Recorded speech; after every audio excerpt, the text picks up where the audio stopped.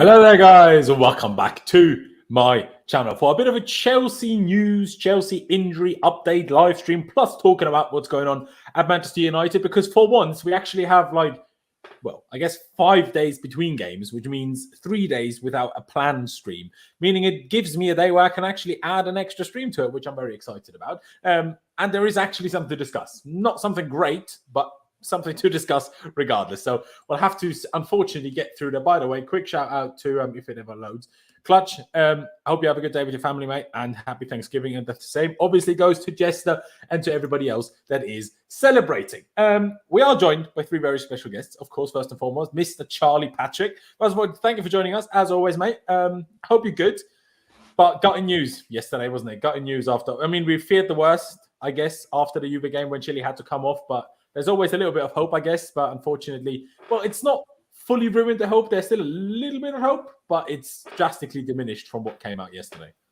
Yeah, first of all, mate, thanks for me again. Pleasure to be back as always. Yeah, I mean, probably the only downer on the performance on Tuesday night now was that injury. Obviously, not great news. I'm presuming that not much is really going to change between now and the end of the year in terms of the ligament. I imagine they're just delaying it for, I don't really know what reason they're delaying it for, but I mean, I wouldn't expect him to play again this season, which is obviously a massive blow. He was coming in some really good form, got himself back in the side after, a disappointing European Championships where he didn't play and then kind of off the pace a little bit at the start of the season. But he's been one of our best players this season. Him and James probably been the outstanding fullback pairing in the league.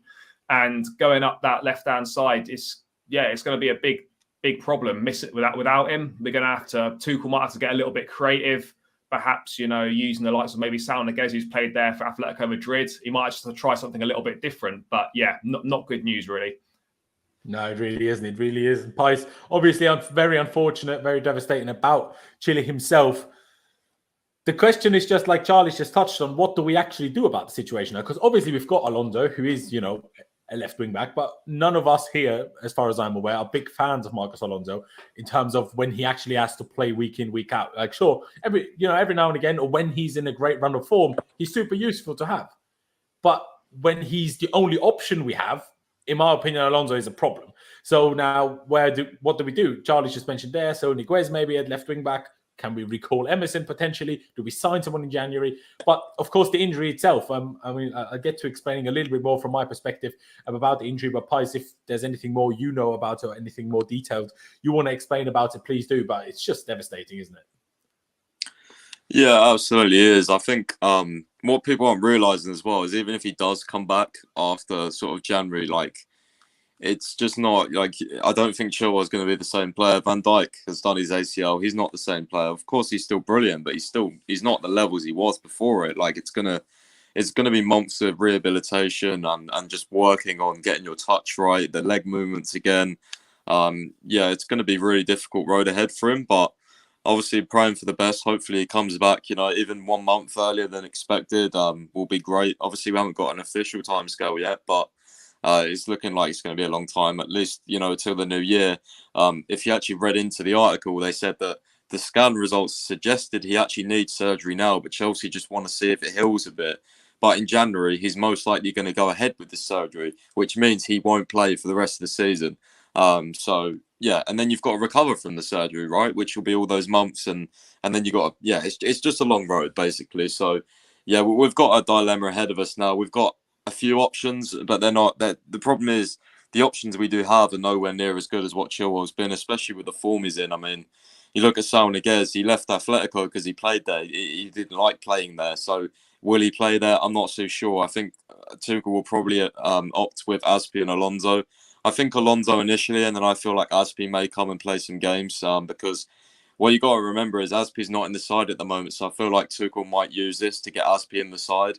And to be honest with you, he is quite going to be quite predictable down the left hand side because he's right footed, right? So you constantly have to cut in. It won't be as fluid, but he's definitely a better defender than Alonso. So I mean, we'll see what happens. We'll see what happens in terms of January as well because we don't know if we're going to sign anyone. There's a lot of questions going out right now. I did speak to Ben Dinnery. If anyone knows who he is, he works for like the Premier League injuries. Yeah, he said like if it's a grade 1, which everyone expects it is, Chelsea are willing to delay for now. But surgery will probably be required. To be honest, it's just going to be a long road for him. I just hope he gets better soon. No, for sure. And that's the problem with obviously the information we have. Sure, Matt Law said what he said in his article. Obviously, if you haven't read it, everybody go check it out in case we don't explain it in as much detail as, for example, Matt Law has. But part of the problem, as much as Pies did speak to Ben, obviously, who does know his thing about injuries, especially in the Premier League, the thing is we don't know for sure about, like, has it fully ruptured? If it's not fully ruptured, has it torn? And if it has torn, everybody's different. Some people's tendons, ligaments heal up quicker than other people. So there's just no currently with the information we have right now. I'm sure we'll find out a little bit more tomorrow in Thomas Tuchel's press conference potentially. But there's no 100% way of knowing will he need surgery, and if he doesn't need surgery, how long will the recovery be from January onwards? Because I'm sure the doctors know, but I think with the information we have been given so far, we can't know for sure. But we are also joined by Jester, by the Tactical Texan. Not sure how much tactics we'll talk today, but actually you did raise a very good point in the chat already earlier, which is partly why I was like, oh yeah, Jester. Let's see if he's about, because I thought it was a very good point that you made there about how Atletico use wingbacks and how we use wingbacks, how Saul might not be as unhappy playing there as he was there, essentially, which is at least what I thought you were hinting at. Maybe I misjudged what you said. Yes. But first of all, thank you for joining us, as always, of course. But of course, if you want to add anything to the Chilwell injury stuff before we get into what do we do after that? Yeah, actually, I tweeted out a video from a doctor talking about an ACL injury, looking at how what movement caused the damage and the different injuries it could be. If we're saying ACL, there's 4 different possibilities. One, it's torn completely. And that surgery, there's no rehab for that. So I'm going to guess that didn't happen. Because if it has torn didn't completely, look like that happened, I will say. Because compared to when Van Dijk did his, obviously his knee was bending all sorts of directions. When it happened to Zuma, his knee was bending all sorts of directions. Even when I watched the replay, to be fair, I've only watched it once, but I didn't see Chili's knee doing all sorts of crazy things. No, it did kind of go inward, and it's the force he came down with, because I think when he was running, I think he kind of jumped up a little bit and landed. And if you land with your knee in an inside position, you can do damage to that ACL. So then you have 3 grades of sprains. Okay, a sprain is a tear. And so grade 1 is a small tear, 2 is a bigger tear, and grade 3 is the worst type of sprain you can get. And maybe it's different over in England. They grade it the different way. This is how we do it in America. Grade 3 is your most serious sprain. And that is an almost complete tear, or at least more than a 50% tear. Now that can require surgery, or you can heal it via rehab, depending on what the doctors and the club and the player himself decide to do. And if there's any additional damage to any other ligaments or the meniscus or something else like that, that also needs to be looked at. But I'm guessing it's not a complete tear. So now we have to know what grade it is. And if it's grade 1 or 2, he'll be back this season. If it's grade 3, season's a write-off. So let's just hope it's a grade 1 or 2. A grade 1, he can be back by January. A grade 2, he can be back by February. Yeah, but just as the point is, even if he's back, he's not going to be the same player, right? So no. The fact that ACLs ruins you completely is only if you completely do them. If they're torn, imagine a ligament like a string of whatever, right? If you cut into it with a scissor and you completely tear it apart, obviously you're screwed. But if you just cut into it a little bit, so it has a little tear, you pull on it again, it rips completely. But if you leave it, it's going to rip completely. And obviously bodies, thankfully, do heal a little bit by themselves. So because part of the problem with ACLs is obviously not only do you have a sad surgery and a bad injury, you're also out for a long time, which is why it takes so long to come back to anywhere near your normal ability. But if you're not out for that long, it also doesn't take you that long to get back to where you were before. I was actually bringing all this up because it would inform us on how we're going to go about who we're going to bring in, if we're going to bring somebody in. So that kind of leads into what we're talking about. On the other side is, what do we do?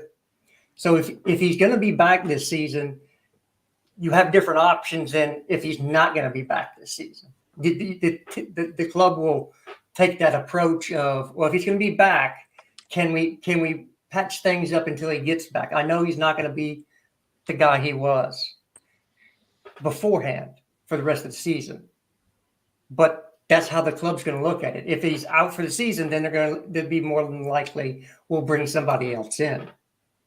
So that's the reason, and I'm just hoping it's a grade 1 or 2 because he's had a fantastic season, and the wing backs are what made this team really click over the last few weeks. It's not the forwards, it's not the midfield, it's the wing backs. They've been just outstanding, and I hate to lose somebody like that. I was just going to say, surely the club must, obviously, if the club are delaying it, they must have a bit of information that's not been released to the public, that there's obviously a small chance that this could heal itself and obviously might not require the surgery, because if it required the surgery, it would be pretty it would be naive but from the club, wouldn't it, to delay the surgery till January, and it'd be out longer, wouldn't it? So you'd almost think if it needs surgery, do it now so you can get back quicker, surely. Well, I mean, the scan results from Matt Law the doctors suggested to Chelsea that he does need surgery, but Chelsea are, for some odd reason, trying to just, I don't know, the article said they're wanting to see if it heals by January, to see like if it gets better, because if it gets a bit better, he might not need surgery. But I don't get it, because the scan results suggest he needs surgery now, so why not just get it done now? Why are we waiting? I don't get it. Well, because the scan they're not very good on the ligaments, depending on what type of scan was done. It's not always conclusive. And one thing about doctors, they always want to do surgery.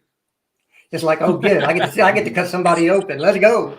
But surely they'd obviously go for multiple scans, because you'd go for one and you'd get another, maybe 1 or 2, just to make sure.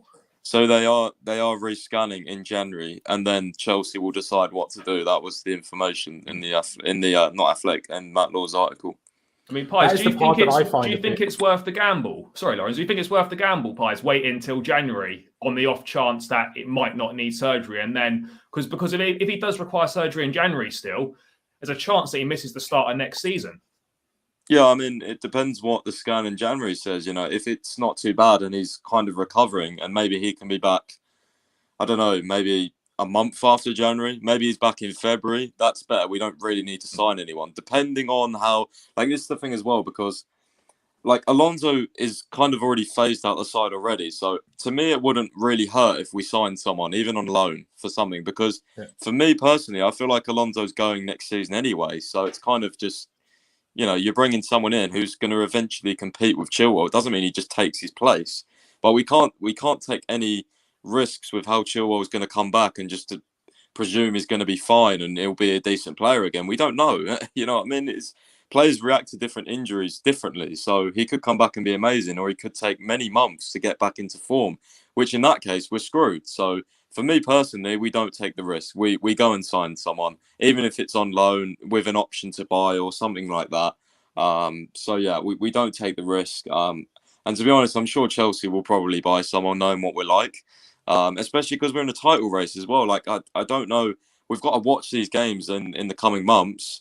And while Chilwell's out, we'll be able to decide, do we need a left wing back by then? Or, you know, we might all be scratching our eyes, begging them to sign someone because the options without Chilwell are so bad. Or we may just make do. We've got to see how it plays out over the next few weeks, I think.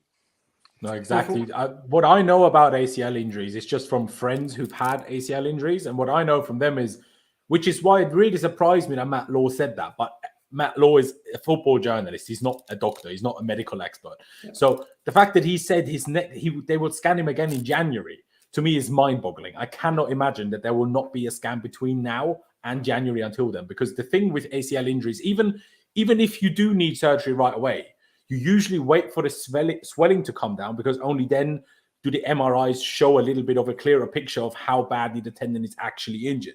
But that doesn't take a month for the swelling to come down. Usually you wait like a week. So that's why I'm slightly confused why he said the next scan will be in January. But this is just me speculating. I don't know if this is true. Hey, Laurenz, I expect there to be more scans between now and then. Go on, Pies. Yeah, sorry. I was just going to say I'll try and get the article up. Like, it's behind the paywall, but I might be able to get it. Yeah, I've read the full article. I've read it. Yeah. And that's what got me too, is this. How are you going to get a great scan? If he's injured his ligament that bad, there's swelling in the knee. Yeah. How are you getting that swelling down within a day to get a proper scan on the knee? I mean, it takes a while for that to go down, even with an ice treatment.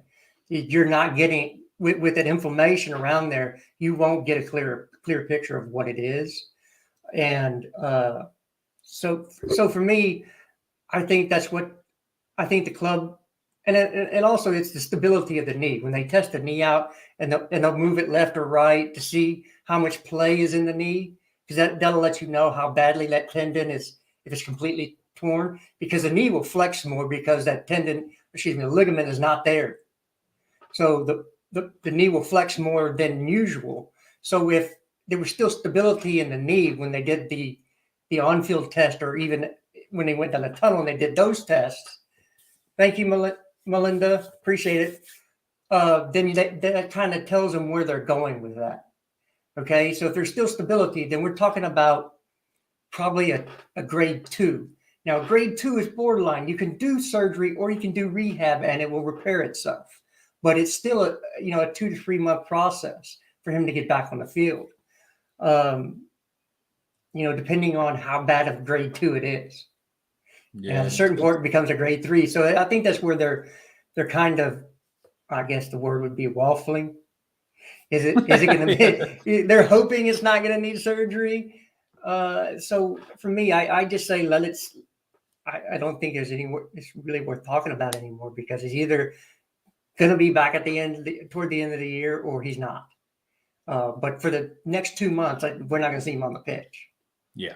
No, that's definitely true for sure. Someone said earlier, don't Chelsea have their own doctors? No, of course we do, but we don't have MRI machines standing around a cupboard. So for serious things, you still go see specialist doctors, because yes, we have sports physicians at the club, but we don't have special like knee experts and stuff like that. So obviously for those kind of situations, then clubs go to the experts, go to specialists and stuff like that. The one kind of, it's maybe not the right word, especially fortunately if he is this theoretically. The small silver lining there is that it did happen like now, that we kind of can figure out, like that it didn't happen, say, January 20th. And we have to decide right now, do we need to sign someone? We can kind of see, okay, does Saul work for us there? How does Alonso do? We can figure these, potentially a Hudson Odoi, potentially a Christian Pulisic. I doubt it, but we can figure that out. And then based upon those kind of information that we get until between now and the January transfer window opening, plus until finding out whether Chile does require surgery and how long exactly he'll be out for, we'll get a better understanding of whether we need to sign someone or whether we want to sign someone, I guess. Because in general, like, I 1,000,000% agree with Pice that if there is even the smallest, if there is a bigger than a bit of a chance for Chile to miss the whole season by January, we should sign someone, because I don't like Alonso as our backup wing back anyway. So just sign whoever. Don't even need a loan. Sign someone if you can get someone good. And then, hey, if they're good, it's a competition with Chile, and we see whoever does better once Chile comes back. And then we are actually in a position where we have 2 good left wing backs, which wouldn't that be ideal? So for me, if we can sign someone regardless of what the situation is, almost, because just get Alonso out the door, I don't really care, in all honesty. I mean, I always said I would have preferred to keep Emerson than Alonso. I know some people disagree with that. But for me, in terms of how we play, I always rather the player that's better in possession than the guy that can't run and is only good at finishing. And Emerson, he's not as much of a threat as Alonso. 1,000,000%, even though his shooting is actually quite good if you go back to the goal he scored against Atletico last season. But he's just, you could give him the ball and he's not 90% guaranteed to lose it, like Marcos Alonso, which is why I prefer Emerson Palmieri. But I don't even know if we have a buyback, a recall clause, because I think some people sometimes get lost a little bit in the fact that this is not FIFA career mode. You don't have a recall clause on everybody. If we did, we would have recalled Ampadu when he was on loan at Leipzig, but we couldn't.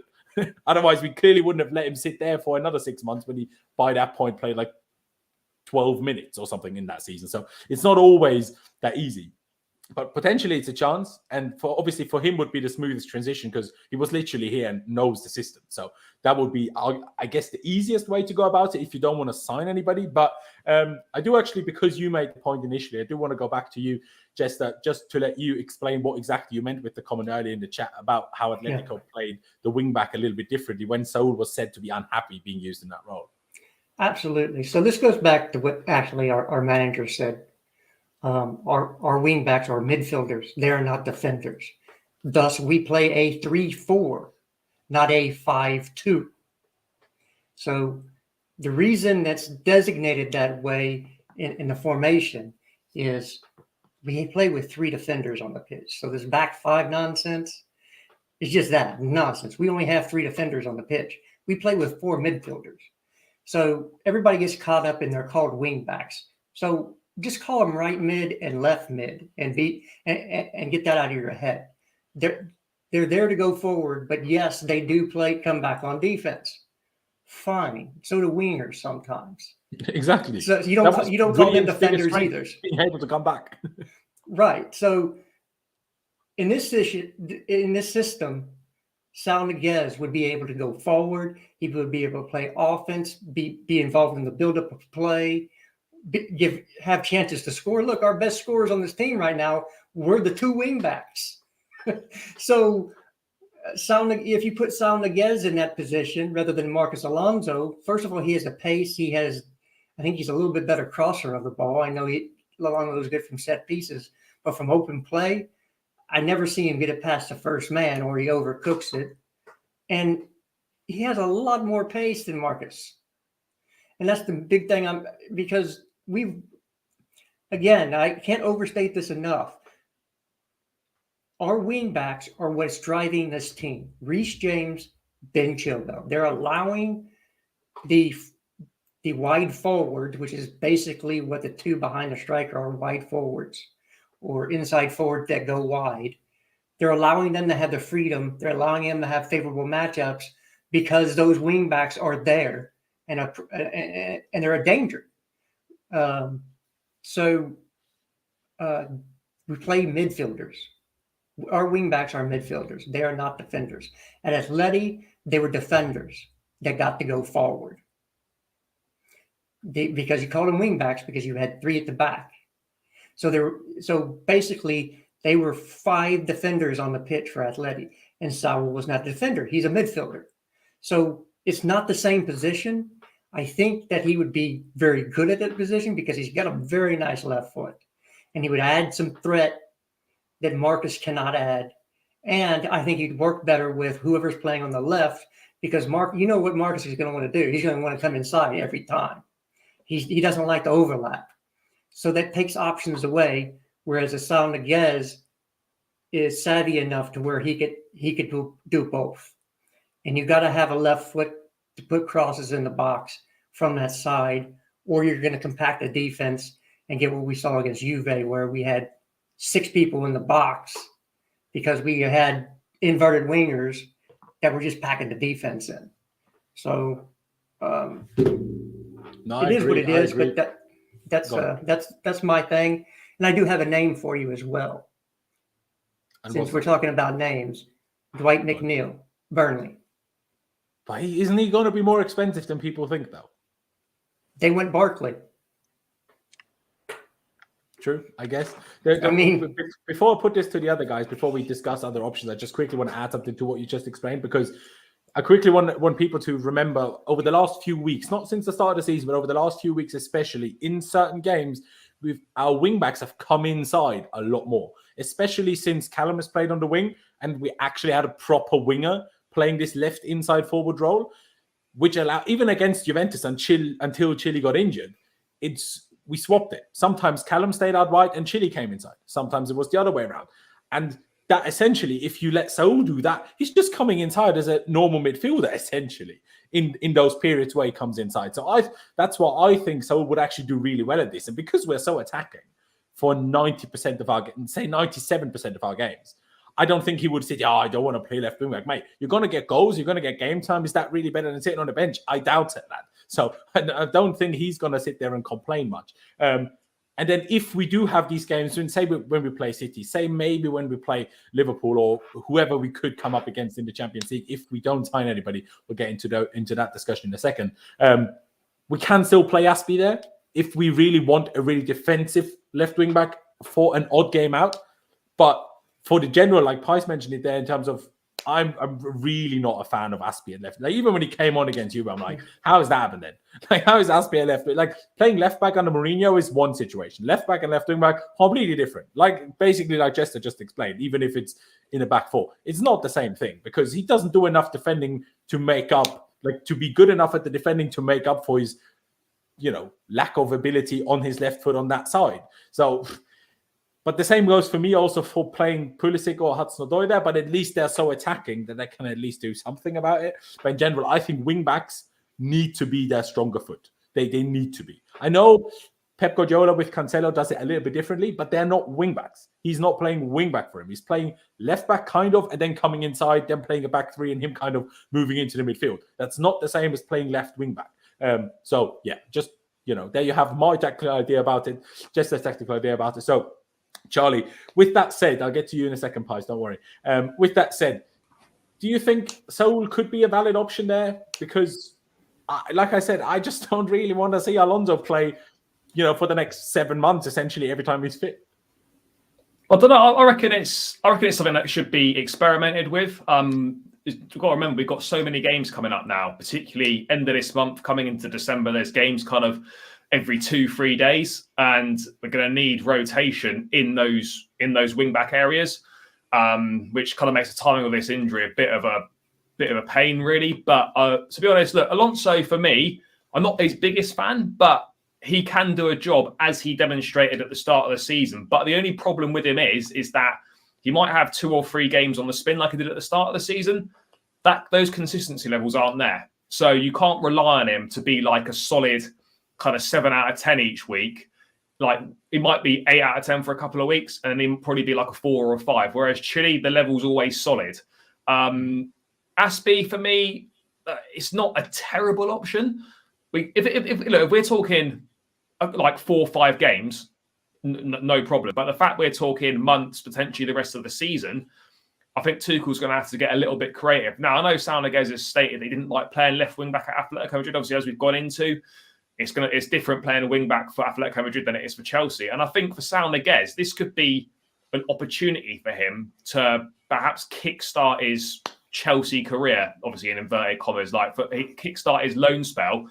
And this could be a way for him to get into the side, because let's be honest, he's not getting into the side in central midfield. So I think it's something that Tuchel might look at, might get creative. We've got Brentford in the Cup coming up in the middle of a tough run of fixtures next month. Could be an opportunity to perhaps try it there. I do think it's worth giving a go, because if it, as you both mentioned, as he cuts inside, he'll be in his more natural midfield position. Yes, he's not going to be the best defensively, but having the 3 centre-backs does kind of cover that a little bit. Of Kante or Jorginho can also drop in and fill in for the space as he goes forward. So I think it's something worth doing. It's the hard one to weigh up. Is it worth taking a gamble that we go with Alonso and Aspie for the rest of the season and maybe Saul Niguez? But then you're also looking at, okay, you take that gamble, there's no guarantees that one of those doesn't get injured. So then what do you do? So exactly. I think realistically, if it was down to me, I'd be looking to bring someone in, whether that's a loan or whether that's a permanent signing, just even if they don't end up playing that much, just to have that option there in case we pick up further injuries, because we've been picking up a lot of injuries this season. So I wouldn't like to roll the dice on Aspie or Alonso not being injured for the whole rest of the season. And even not just injury. I mean, sure, with Aspie and Alonso, you theoretically have 2 options, but no one can play every 3 days for the rest of the season. And that's essentially what we're going to, be going through if we go far in the Champions League, which, especially judging from that Juve game, you probably expect us to do, in all honesty. I've seen a couple of people in the chat talk about Harvey Vale here. Now, it would be news to me that guy can play left wing back. I mean, maybe I'm wrong. I'm not an expert on Harvey Vale, but when he was on the bench a couple of weeks ago for the first time, I did look a little bit into him. And left wing back was not one of the positions that was mentioned to me. So that will be a surprise to me. The only guy that we currently have in the setup, well, I guess two. Callum Hudson-Odoi has played right wing back, and Christian Pulisic, Thomas Tuchel literally said the other day about him, he can play anywhere in the front three and at wing back. I'm not sure if he specified right wing back, to be honest. He might have done, but more likely than Harvey Vale. But I mean, Brian says he has played left wing back, so maybe then I'm just wrong. Fair enough. And EE mentioned there Malang Sarr. Does he have experience in left wing back and left back? To be honest, I couldn't tell you. No, please. No, Dear exactly. God. Exactly that. And the last thing before I put it to you now, Pies, is I'm just going to call you Chasey. Has mentioned, what about Ian Martin alone, who's obviously, as far as I'm aware at least, can't pretend I've watched him, having a good season in the Championship. But again, similar to Emerson, do we have a recall clause? I don't know. But that's also so different, though, to be having your first senior spell of regular football in a Championship. You can't call someone back and expect them to fill in at left wing back in a potential league challenge when they played no senior level football in the Premier League. For me, that's a no-goer. If you would recall someone like Ian Martin, you'd have to play, in my opinion, Saul as the main guy, and then Ian Martin could potentially be his backup if he really doesn't like Alonso there that much. But I doubt that. You wouldn't recall Martin to start him for the rest of the season. That would be crazy. But, Pice, how do you see it? How do you see it? Obviously, what we all discussed about Saul, but also in terms of potential, of what we have. Before we get into potential signings like Dwight McNeil that just as mentioned, I would like to stick to what could we do with the current players that we have. So current players. So sorry, do you want to expand on that a bit more? So I know what do you want me to basically give your thoughts on what we said about Saul, and then if you have another idea of could it be a Pulisic? Could it be a Callum? That's what I mean. Probably more likely, to be honest, in Saul. I mean, to be fair, with Saul, I know he's played wing back, so it kind of makes sense. But I'm personally ruling it out until Tuchel sort of suggests it in one of the press conferences. Because I don't know, I just feel like with Azpi's reputation, I feel like he gets a nod over him anyway, just based off that, to be honest.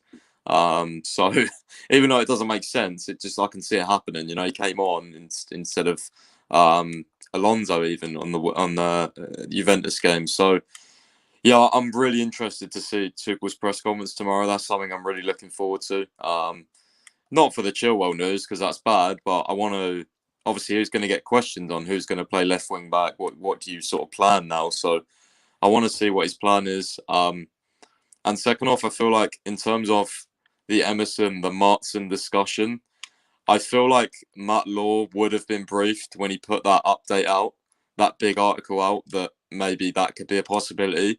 The fact that he mentioned the transfer window almost tells me he's already been briefed that that will be the option if Chilwell's out long term, that January transfer window will come into play. I just feel like, I've been following a lot of journalists over the last years, reading a lot of articles. I feel like big ones especially, they would have already had that sort of brief to them that, don't mention the transfer window because Emerson could be called back or whatever. But he mentioned literally nothing about current players we own, but he did mention the transfer market. So I feel like that's almost a hint there already. I agree, Pice. I agree. Even though Big K makes a somewhat reasonable argument, you could say maybe that could be an interesting thing. But look at the articles that The Athletic, that Matt Law and stuff that they put out. They don't really. Their care is to bring news to the people. That's their job. Their job isn't to let's not tell the other clubs what Chelsea might be doing. I'm pretty sure that's not how they think. Sure, obviously, Pice just mentioned the word brief, which is true. But even then, Chelsea, if they tell Matt Law, but maybe we could do this, but don't tell anyone because we don't want to let the world know. He'd be like, well, come on, guys. I have to do my job as well. But I think you make a fair point, Pice. I think, like I said, for me, I think Saul, the way we play a left wing back, especially if we use them as inside wing backs and keep Callum and Pulisic as on the left of the front three, I think that could work very well. But that's just my opinion. Whether Tuchel has that opinion or not, I don't know. So I get what you're saying, Pies, for sure. I just think he seems, from the players we currently have, now that Chilwell's out, I think he will be the guy that would do best in that role. Could be wrong, but that's at least where I'm coming from. The question is, and the problem is about when we talk about the transfer window, it's complete speculation because we can name players who'd be interesting, who we'd like, but we've not really been linked to anyone. So we can't even narrow it down to anyone specifically. We don't know how much of a budget the club are willing to spend on this. We don't know, are we looking for loans? Are we looking for young players? Are we looking for an experienced player? There's so many options out there. I mean, Jester mentioned there Dwight McNeil. I put on the thumbnail just because I saw someone on Twitter mention it, not because we're linked to him. Tagliafico from Ajax, of course, but Ajax are flying in the Champions League, so who knows? Someone in the chat earlier mentioned Guerrero from Dortmund because they just crashed out of the Champions League yesterday. There's so many options. With Tuchel, bro. I'm going to go two posts. What were you going to say? Go on. I was just saying Guerrero's worked with Tuchel, so he would be someone that would be ideal. There? Yeah, he worked with Tuchel. He's a very, very good wing back, and he's not actually starting at the last couple of games. They've been playing shorts, and the fact that to be fair, he was meant to start yesterday, but got injured in warm up, I think. Oh right, yeah, but yeah. So who knows if he's even fit? To be honest, Dortmund are out of the Champions League now, so that's my personal signing. If we're going to sign anyone, would be Guerrero because I do love him as a player. I watch him a lot. Very, very good in tight spaces. Can beat a man. Yeah, he's really good. But yeah, as you said, the whole transfer thing is complete speculation because I think in sort of December, maybe start of January, we'll start getting those big articles coming out when, the Athletics, the Simon Johnsons, Matt Laws, they get information on what the club are going to do. Then you'll see those articles on maybe targets. But until then, I mean, it's just a long time of viewing Alonso probably. So we'll have to see what happens. Hopefully. I'll ask you again if there's anyone out there that you'd be interested in, just personally, Pies. But I just quickly want to react to what Joy Boy, I think, said here and said it earlier as well. Will he not struggle in that position? I think earlier you worded it slightly differently with such an important position. Now, I personally feel he will probably find it easier at wing back than he does midfield because as much as for us, the wing backs are super important, for most of the teams we play against, they value the midfield way more. So there will be way more pressing on our two central midfielders than there is on our wing backs. I'm not saying there is none, but I'm saying there's the thing of time on the ball. He will actually probably have more at wing back than he does at central midfield, especially if he gets to come inside and kind of play a number 8-ish position anyway. So that's why I don't quite agree with what you said there, Joy Boy, but I definitely see the question. But Pies, obviously, again, pure speculation, but would there be a player that's somewhat realistic? Because I know someone said Alphonso Davies, which obviously isn't going to happen, or even Luca Digne from Everton. Is there anyone that you would somehow look at that maybe we could make that happen? He'd be quite good, or can you not really think of one that for the time being? I'd be interested to see what Theo Hernandez would cost, to be fair. He's very, very good. He's a left back and a half, he is. Yeah, he's a bit of a beast. He's probably faster than Werner, which is crazy. And that's the physique of Reece James nearly. Yeah, he's like Reece James on steroids, if that's possible, with extra pace. Generally. Yeah, I'll be interested to see what he costs. Milan they're going to go into Europa League, I think, which will be interesting. But yeah, I mean, there's not that many. I did speak to Euro expert who you have on, quite a bit because I was like, right, come on and give me some people in other leagues that you like watching. And he gave me a few names, just if you guys want to go away and take a look. So how many of those are in Liga? None, he loves himself a bit of Liga. None. Actually, none to your surprise. That's surprising. Yeah, there was. Yeah, he gave me two names. So one was Sosa from Stuttgart. Apparently, he's a very attacking left wing back, Argentinian. He's doing very well this season. And also, there's Sosa from Stuttgart. Oh, Stuttgart, yeah, okay. I think someone actually mentioned him higher up in the chat, if I'm not mistaken. So he's quite young and popular right now. And there's also a guy from Netherlands called, I can't pronounce his name. It's like Wijnaldum or something like that. He's very, very attacking also and got quite a lot of potential. Like apparently. Probably not Wijnaldum. Yeah, apparently he's got quite a lot of potential. So, I mean, it's all speculation. We don't know who the targets are. Chelsea probably won't even have any targets right now because they want to see what happens with Chilwell. So, it's all speculation at the moment. But another name I just do want to mention, not one of the ones that I would want personally, but I do remember last summer we was linked with Pedraza from Villarreal to replace Alonso. So don't be surprised if that comes up again because you know what Marina's like. She might just go back to a target that they already know. He was going to cost like 13 million or something like that. I watched him and he wasn't that great, if I'm honest with you, but it could be a name that comes back up. Just the fact that he's cheap and we was already linked with him. Yeah, no, it's a fair shout. I'm personally a fan. If we're talking about like slightly under the radar left backs, I'm a fan of their left back of Villarreal called Estudillan or something like that. Estudillan. Estupinian or whatever his name is. Yeah. Exactly. I like him. I think he's Estupiñán.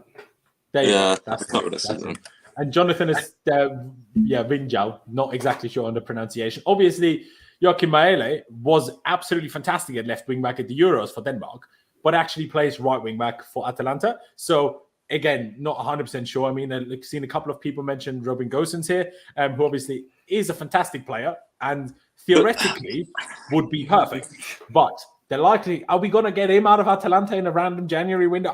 I feel like no. So, like, He gives as me much as that Alonso would be- bribes though. Oh no! He's way better. Ghost- I think he's pretty. I think he's pretty good. I was gonna suggest him. I like him. I think he did pretty well for Germany at the Euros. He's been good at Atalanta for a number of seasons now, and I think he probably is due a move to a big club. But as you said, it's going to be pretty tough to get one of Atalanta's best players out in a January window without spending a lot of money. So He's a bit stiff as well. Like, I don't know. Again, He is maybe a bit stiff. I will give you that one. Fair enough. I But he is would- quite quick. He has a strong left foot in both finishing and crossing. Sorry, Jester, what were you going to say? Go on. I always hear that it takes a while for them to adjust to the Premier League. So why wouldn't we be looking for somebody who's in the Premier League now that doesn't have to have that adjustment period? Because you don't want somebody to come in and go, "Oh crap, this is more intense and faster than I thought it would be," and then you pretty much wasted the signing. And again, we were linked to Dwight McNeil in the summertime as an Alonso replacement as well. It wasn't big links, but there were some discussions about it, at least in the know people. I don't know if it ever went any further than that. And he plays left mid in Burnley's 4-4-2, which is more like what our wing backs are playing for us. Sure. And he's English, and he's and he'll cost about £50 million. He's the best player. I was also going to say, do we need to be slightly realistic as well? That, let's be honest, we're not going to go out and spend 50-60 million pounds on a wing back in January. I think we're going to have to be slightly realistic that we're either going to look at someone on loan or we're not really going to spend more than 15 to 20 million pounds. Because let's be honest, once Chile's back, whoever we sign is going to be a backup. So, obviously we don't know what Alonso's doing in the summer. He's probably going to move on, most likely. So we'll be looking to bring in someone that would be a backup to Chilwell. So I don't think we're going to get someone of Chilwell's quality if we bring someone in. Definitely not. But can we get someone in that's going to be better than Aspi or Alonso? That's kind of... Probably. You'd like to think Not so. better than Aspi full stop, by the way. No, otherwise people tell me but better in a wing back position. Are we going to get someone in that's better than both of those? That it's possible, but I mean, there's not a lot of quality wing backs out there. I mean, Alonso, obviously, he's not amazing, but he's not terrible. So I think it will be quite hard to bring someone in. You say that. No, but I already thought Alonso was pretty terrible in Conte's second season, but I was the only one, I think. But if he can find some of that form he had for the first 4 or 5 games of this season, then I know that's a big if he can find that form. But if he can perform something like that level, then that's going to be a massive plus. I thought he was crap, to be fair, but no, genuinely, I remember doing, genuinely, not even an agenda. I remember doing the player rating streams. I was like, yeah, he scored or he got an assist, but other than that, he was pretty shit. You know what I mean? You did say that even in his good games, you did say that, didn't I, bro? And I'm not one to lie. Genuinely, he's just not a good footballer. I don't care what people say. I'm sorry. I wonder if I do think he had a few very good games at the start of the season, a few 7, 8 out of 10s maybe, but then he also had a couple of bad stinkers, which I think some people swept over a little bit. I do want to go back to you, Jester, because you mentioned Dwight McNeil. Then I will say, in terms of slight counter to what Pi said, obviously he's rumored to be 50 million, but Ben Chilwell was also rumored to be 80 million, and we got him for 50. So just because someone's rumored to cost 50 million doesn't mean Marina will actually pay 50 million for him. And if we get someone for 30 million, might as well, if you ask me, because if we want to be in a position where we don't want to be in a position like we are right now, where Reece James or Ben Chilwell get injured and we don't have a backup, then you're going to have to spend reasonably big money on whoever the backup is. You're not going to get a great backup for very cheap. Otherwise, there wouldn't be a great backup, would they? Likelihood is, obviously, you always get sometimes you get crazy still, like Aspie, who we signed for 7 million. But also football was very different in 2012 compared to what it is like now, I will say. But Jesse, you mentioned Ryan McNeil there. Is there anybody else you're kind of looking at in terms of Premier League? Because you make a good point. If it's a January transfer, a Premier League player would have obviously that advantage of not needing much time to adapt. Well, my dream signing would be for us to work out a deal with United and bring Alex Telles over. Oh God, no!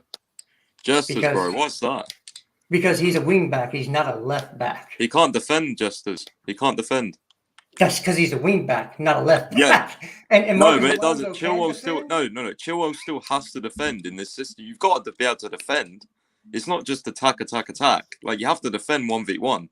I feel like we're going to absolutely murder him on the weekend. Personally. Well, we will.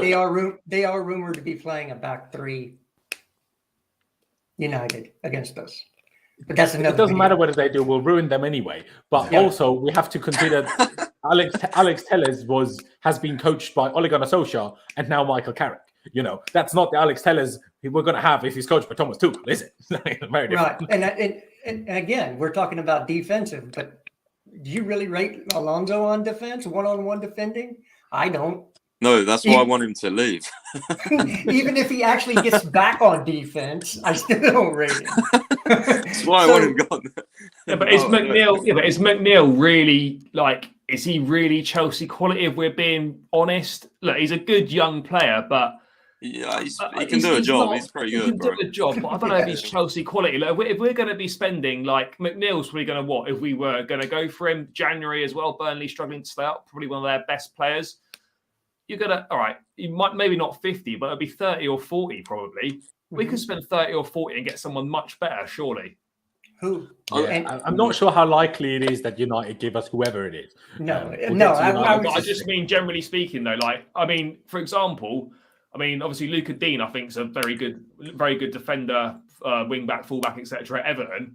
If we're looking at spending 30 to 40 million pounds on McNeil, I'd rather spend that money on Luca Dean instead, because he's much better.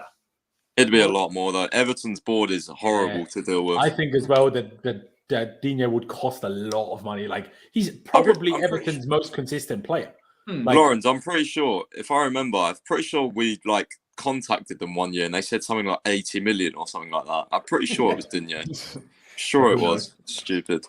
I mean, if this comment by Pulisic's personal doctor, interesting name, by the way. I appreciate the donation. Saying Juan Bernat maybe.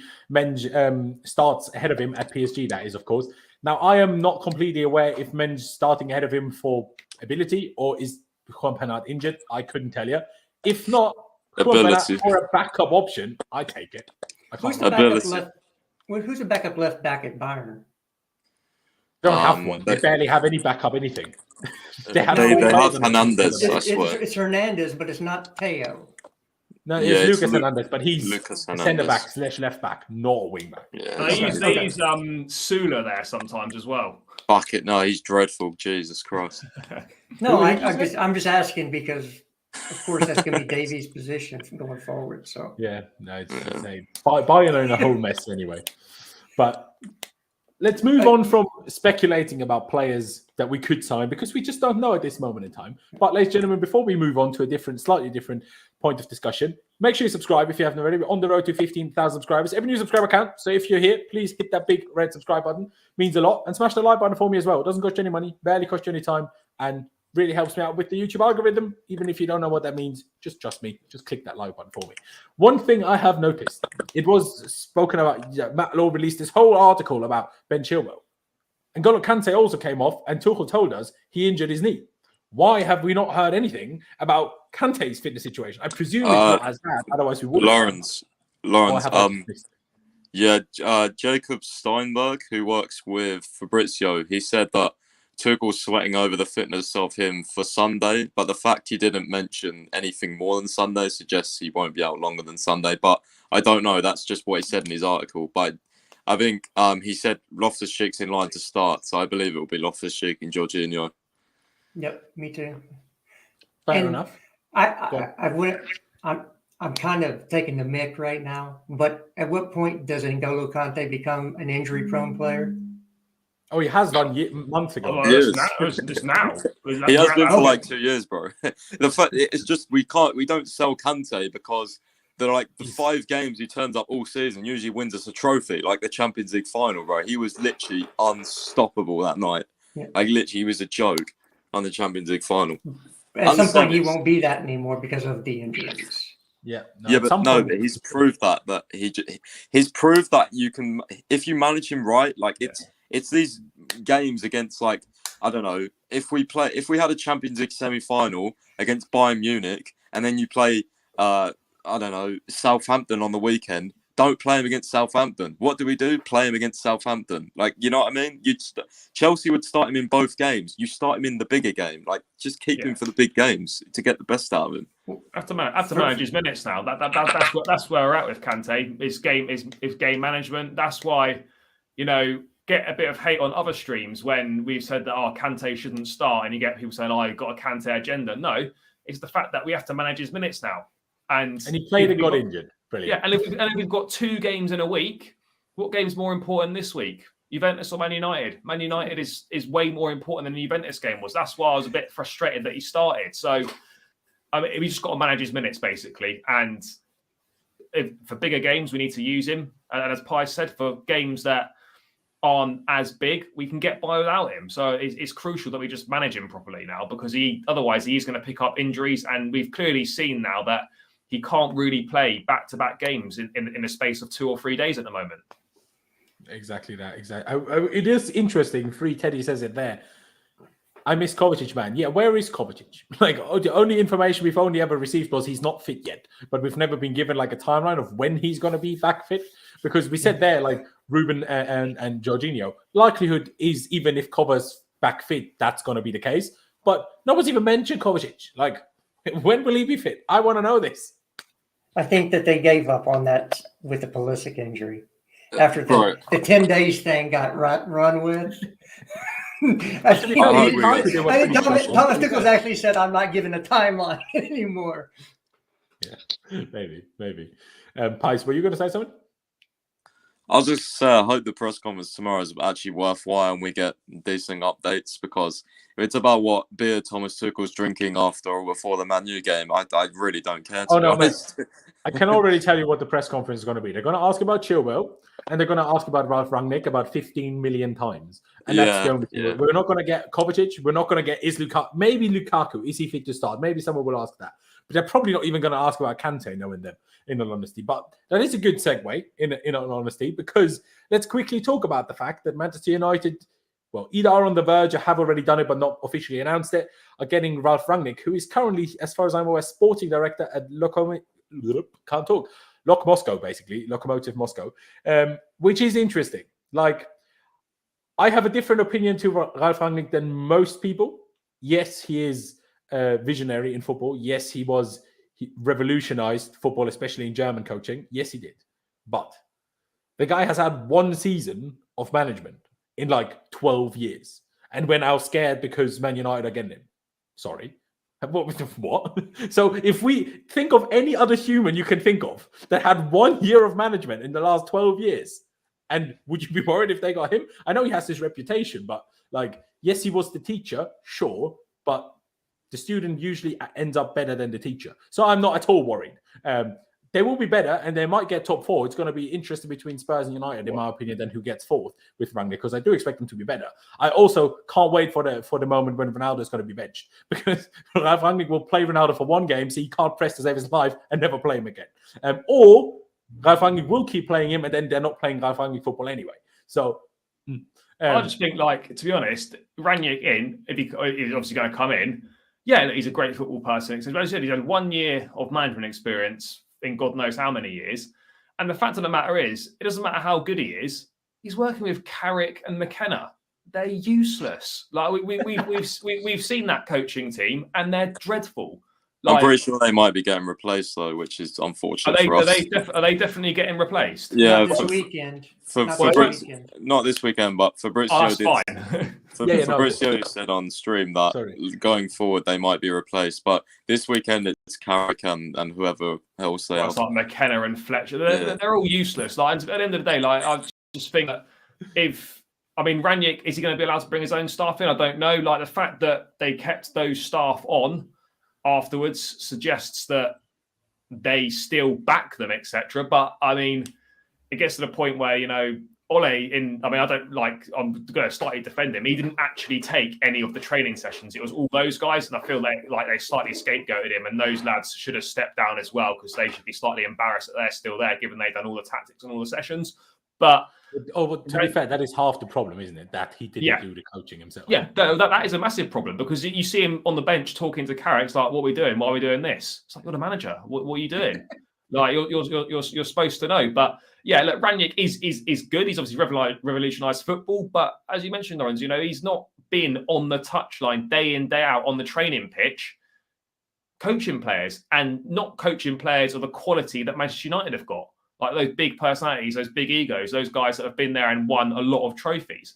He's been in directing roles. He's obviously revolutionised German football. I know Nagelsmann is a massive fan of him, but look, it's a big name and it's exciting. But if you actually strip it back and think about it, how successful is that actually going to be?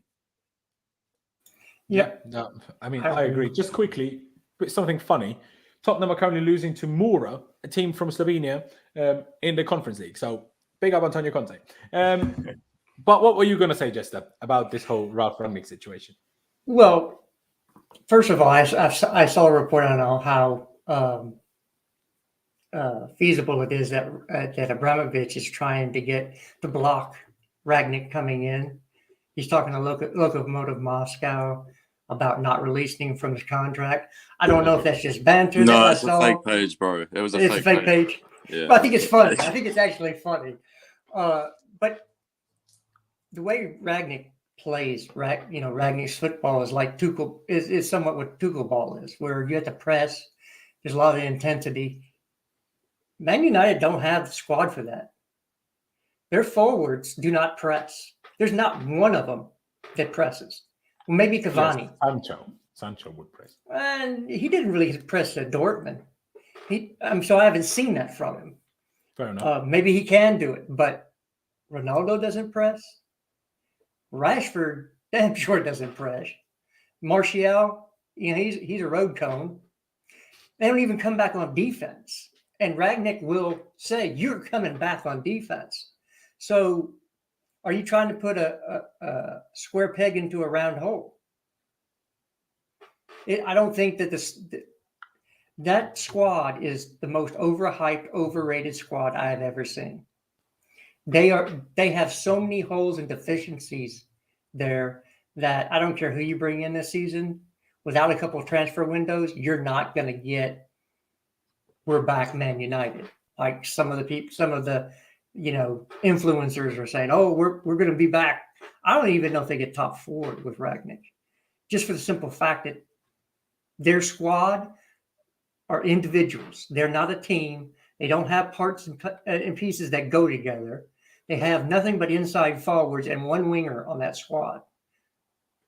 And the inside forwards, you've got Cavani, who's ancient. You have Ronaldo, who plays offense, no defense. He fit really well in PSG, by the way. You have Greenwood, who's young and just wants to score. So where are you going to get? And you have a midfield that is terrible. I mean, they're absolutely pants. McTominay, Fred, Matic, Van de Beek's the best one out of them, and he really hasn't shown. I mean, I know he hasn't had a lot of game time, but I'm not been impressed with him being on the field. I don't think he's also not a six either. And yeah, if they're going to play with 2 6s, you don't have those on your team. Matic is 500 years old and can only play 45 minutes. So I'm not worried about Manchester United. They'll be lucky to get top 4 with this squad. It's just they invested in Ronaldo when they should have bought a CDM in. And they should have done. I mean, for me, like I said, him as a manager doesn't worry me that much. Will he make them better? Yes. Will he make them outrageously good? and for them to catch us up, for example, for the rest of the season, I very much doubt it. But I will say, whatever actual role he will have as in this consultancy role, is that going to be director of football, whatever role that will be? If he does have some power and does have some say, that could be important for Man United over the next few years, because that could finally, if he gets the decision-making powers like he wants, that could make them, start actually signing players that make sense for them to sign. So that could be a thing, but that's not something to worry about right now, if that makes sense. But Pys, anything else you want to add on Rangnick before I get to Charlie as well? Nope, disconnected. Charlie, anything else you want to add to that? Obviously, I know you spoke about it in a second. No, I don't think so. I think I agree with you, mate. Look, he's going to improve them. I mean, it can't get much worse than it currently is. So you definitely expect him to improve. But at the same time, I think what's not more of a worry, but what's going to help Man United more than this interim management period is that if he steps into director of football role, or if he has whatever he does in that consultancy role, that's going to be, for me, much more beneficial to the club than his 6 months of interim management. So I'm not too fussed about the interim management. It'll improve them. Will they get top four? Debatable. But yeah, I think it's going into the next 2-3 years. If he gets a director of football role or whatever is involved in the consultancy role, that's where he's going to do more of his good work rather than the 6 months of interim management. That's what I think anyway. Yeah, no, exactly. I was going to go to you, Pys, just before your connection cut out. For me, like I said this off air before we actually went live, I said Ralf Rangnick going to United can end up in two ways. Either United are just telling him you get this consultancy role and get this much power so they could get him now because they think it's a good interim manager to have, which they're probably not wrong in terms of if they're actually just looking for an interim manager. And like there was talks about Steve Bruce. Ralf Rangnick is a lot better than Steve Bruce, whether he was manager for the last 10 years or not. Still better than Steve Bruce in terms of for modern day football, right? And for a team like Manchester United.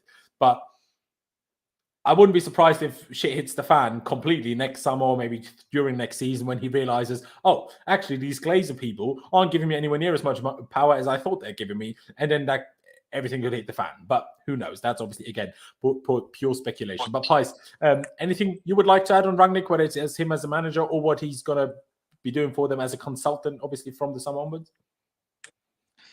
Yeah, I mean, what Jess said about the squad profiles will be interesting to see if they actually have those to play style of football, because it's very intense. It's a lot of pressing. It's a lot of winning the ball back. It's basically a lot of ideas that Tuchel has, because this guy Rangnick mentors Klopp, mentors Tuchel, mentored Nagelsmann. So yeah, he's seen as like the godfather in Germany and the one who started all this, the way they play, with sort of the high intense pressing and the fast football and things like that, and the in-depth tactics, as you would say, like he's a proper tactician.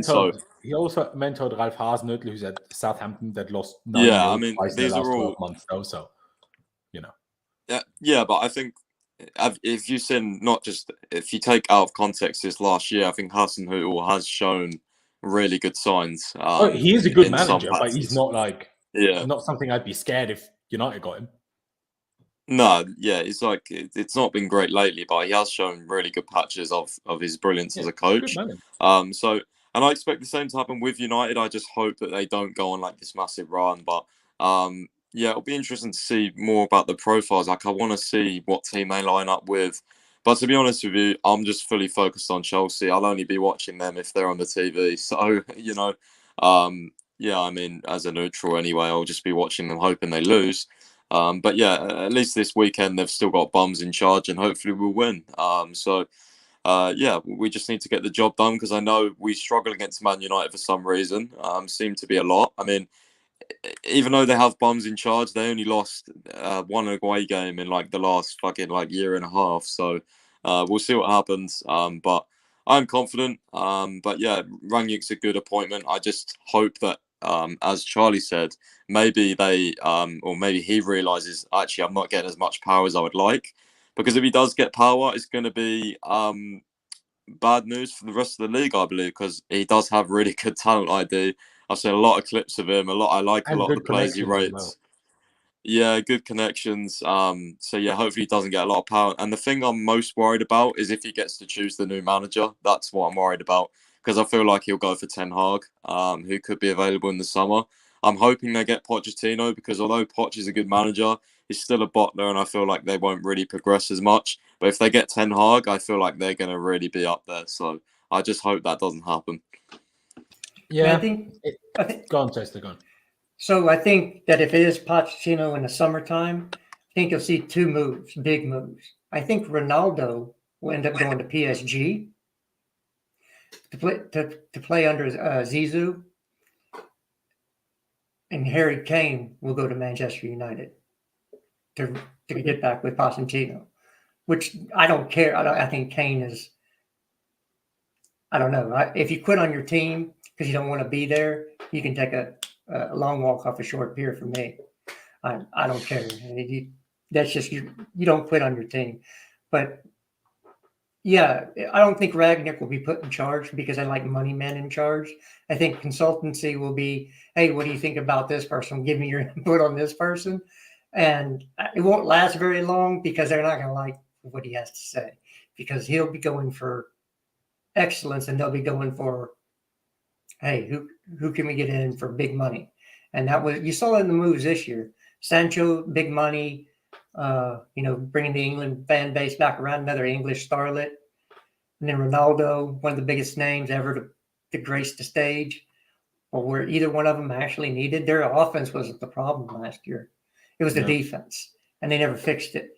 And I just think that Rangnick will have input, whether that input is even looked at or, okay, you had your input, you made your money, go away now. I think that's more likely. I feel like he was promised power, but I'm not sure if they're going to stick to their promise because if he wasn't promised it, I don't think he would have accepted it in the first place. Well, I think he'll have decision-making capabilities, but to what level? Is that scouting? Is that, I mean, you have power. It's kind of a very broad category. What kind of power? Can you tell, how many laps they run around the stadium? I don't know. What power do you have? And it just seems like, again, I'm not worried about it because, first of all, the contract hadn't even been signed yet, as far as I know. So, no. Again, they're working that out. And if it's not the power he wants, he might just say, well, I'm sporting director in Moscow. I'll just stay here.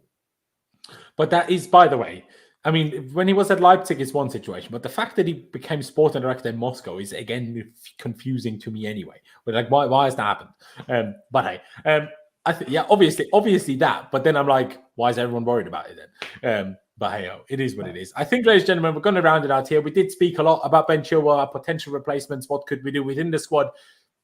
Could Saul be playing left wing back? Should it be Alonso? Should it be, I don't know, Aspie or maybe even Hudson Odoi or Pulisic? Or should we sign anybody? Obviously, if you're just tuning in now, go back and watch it back, essentially. But yeah, ladies and gentlemen, first of all, I have to say, get well soon, Ben Chilwell. We need him. So I really hope it's not the end of his season. I really hope so. We have to stay positive, I guess. So I hope it's not. But yeah, that's all I really have to say. Ladies and gentlemen, thank you guys for watching. I appreciate every single one of you that has tuned in. Be sure to subscribe if you haven't already. We're on the road to 15,000 subscribers. Like I said earlier, every new subscriber counts. So hit that big red subscribe button for me. We massively appreciate it. Smash the like button for me as well. Helps me out with the YouTube algorithm and doesn't cost you any money, barely cost you any time. So might as well if you ask me. But yeah, ladies and gentlemen, thank you guys for watching. Up to Chelsea, upwards and onwards. And I'll see you next time.